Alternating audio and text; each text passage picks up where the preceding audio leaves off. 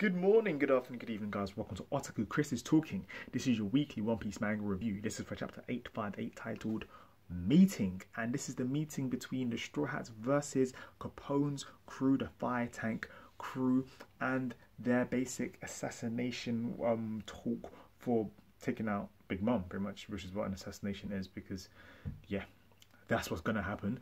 And do you know, it's very interesting seeing the two different crews, and I like how it's not like, oh, they're working together because they're best friends or because they'd love to, but I love how literally Capone's like, it would be easier for me to take out your crew. Just saying that. Just saying it now.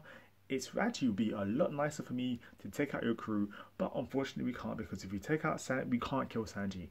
And Sanji ends up even saying as well, yeah, because if you kill me, the marriage can't go on. And to be honest, if I don't go back at least 2 hours before the wedding goes on once again, it's not going to go on either, and Big Mom's going to lose her shit. So I like how they both know where they stand and that they both have to be there for each other, because Capone, he's basically the rook for Big Mom, and he basically has all the security intel and get them in and out to kind of basically take down Big Mom. But Luffy can't take down Big Mom without that connection into the fucking wedding itself. And Capone, he needs some reckless like power. He needs the Straw Hats to basically be like a huge distraction whilst he takes her head. So I want to know what his actual plan is, and I feel like in 859, in next week's chapter, we should be getting some real in-depth info, because it kind of ends with the beginning of the talks of how the actual assassination is going to happen. In this actual chapter, it starts off with Luffy and Sanji arriving at Capone's hideout, and they're greeted by one of Capone's underlings in the fire tank crew, and he's literally like so excited to see Sanji. He's like, oh, the German 66, and he's like a proper fanboying over Sanji, and Sanji's like, what the fuck? And then they actually end up going inside there. And they're also greeted by Chopper as well, which I thought was pretty cool. We haven't seen Chopper in a while, considering, well, we have, but he's been in the Mirror Land, so it's pretty nice to see Chopper. And I was like, why does Chopper look so relaxed? And Chopper had just finished having a bath for a shower, which led us into that fan service scene with that good old amazing Nami talking to Charlotte Linland, one of Big Mom's daughters, the one who looks identical to Lola. And this is when we get the information and the backstory and the kind of the exposition to why there are no giants on the island, as well as why Big Mom wants to kill Lola, considering that Lola thinks that Big Mom loves her and all this kind of good shit, and she thinks that she's safe. And then Charlotte basically ends up saying to Nami, all right, this is what happened. Charlotte was supposed to marry the Prince of the Giants, and that marriage would have basically connected Big Mom with the Giants, and they would have had like the most powerful connections, because the Giants were meant to be like the strongest nation or something like that. Charlotte ended up denying that marriage and ran away.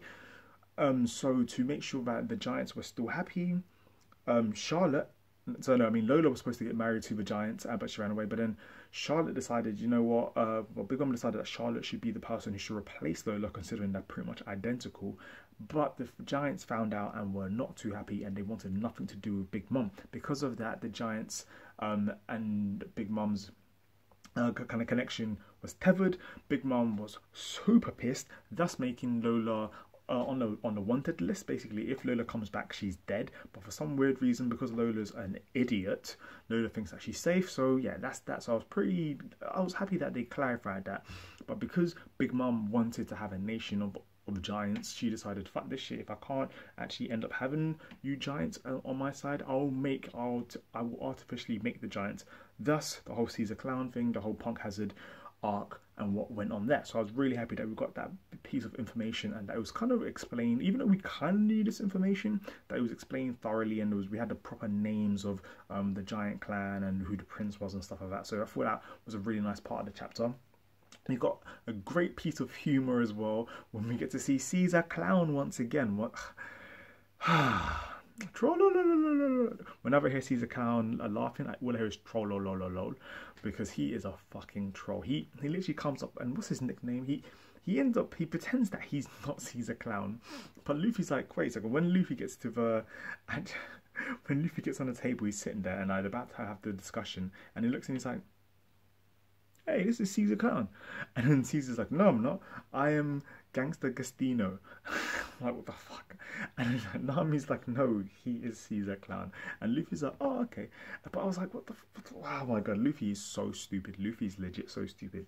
I like how Jinbei was also the person who was the middleman and asking Luffy, what do you think about these plans? Do you think we should go with Capone? What do your instincts say? So I love that Jinbei is following Luffy's instincts, even though Luffy can be an absolute fucking idiot most of the time.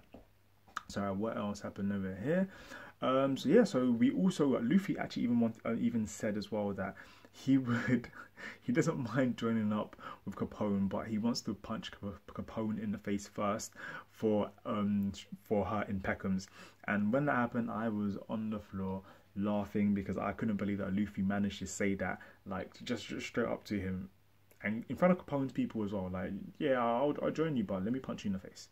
Who says that? Who the fuck says that? Once again, amazing. The art in this looked really, really good, especially that scene when Luffy's sitting at the table. It's a big circle, and you got on one side the Straw Hats, and on the other side the Fire Tank Pirates. Oda is going in. I feel like we deserve to have this really good chapter, and I'm super excited to see what happens in next week chapter. We also had a really good funny part as well, but when we see Luffy and Brook as well, they're Capone actually said, ends up saying a quote about how, like, people should be clean and whatnot. I don't know. Don't quote me on that quote. But basically, ends up Luffy and Brook end up having a bath, and then after that scene, they end up going to the fridge, and Luffy says, "Oh yeah, I end up losing a tooth," and Brook's like, "Oh yeah, my face was cracked," and they're like, "Oh, a fridge." They go to the fridge and they start fucking finishing up everything in the fridge, and Capone's crewmates are like, "You don't go into someone's fridge. What the fuck are you doing?" So yeah, my god, this is a really, really, really good chapter. What did you guys think of this chapter? Sorry, this review is not as in depth. I wanted to go in a bit more, but it's really, really late, and I don't want to give any more excuses. So I'd like to know your thoughts. Are you guys excited? Do you like Caesar Clown's new design? Do you think that Luffy and Capone are going to get along, or do you think that this is going to basically fall into shit? Were you happy to see Nami in that state in the shower? Because that's a really good piece of art detail right there. And I hope you guys enjoyed this review. Do give me a thumbs up if you do. Otherwise, let me know your thoughts and your opinions on the review, the video, on One Piece, on the chapter, and where the story is going. I hope to see you guys soon. Otaku Chris is talking. See you in next week's review. Peace.